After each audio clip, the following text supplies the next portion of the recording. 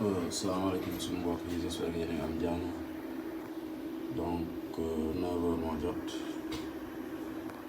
ñu xool suñu PV yi actuellement ñu ngi suñu panneau yi am na 100 PV 122 volts ok ñu wàcc PV yi seen watt actuellement ñu ngi sànni 271 watts. waaw batterie instant ñu ngi ci 23 volts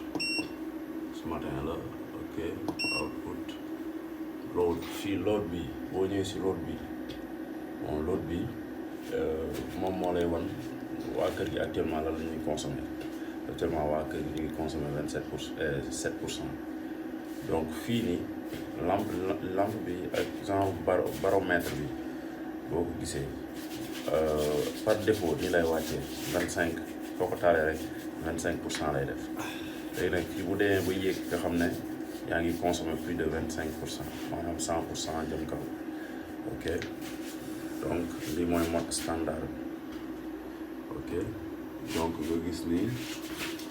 actuellement RAS ba wàcc load ñu ngi jël ñoom ñu ngi consommer actuellement 252 watts. ok léegi dispositif bi bëriwul fii ni ñu koy gis ci kii ci immergé ci kii nu mu tudd sax mënante immergé ci onduleur donc dispositif bi ça permet à distance boo ko paramétrer si wifi bi nekk ci kër gi fii à distance avec grâce à l'application c'est comme les vidéos surveillance à distance mën nga xam sa batterie fan la toll actuellement waa kër gi lan la ñuy consommer ñaata watt lañ nekk di consommer autonomie batterie bi temps ñaata heure moo ci des xam nga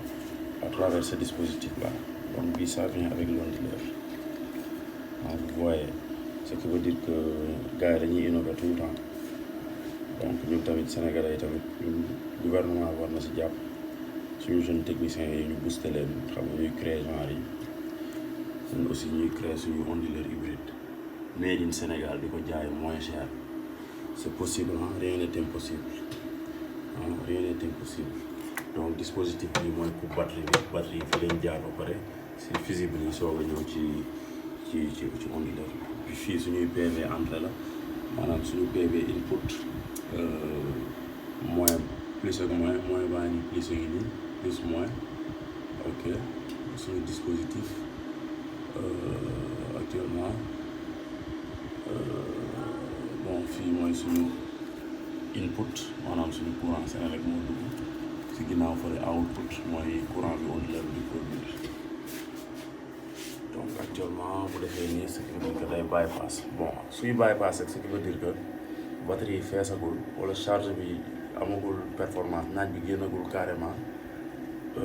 et puis ngay consommer lu jéggi dayo donc sûrement day bypass donc bu la neexee mun nga arrêter bypass bi couper fii affaire yi continuer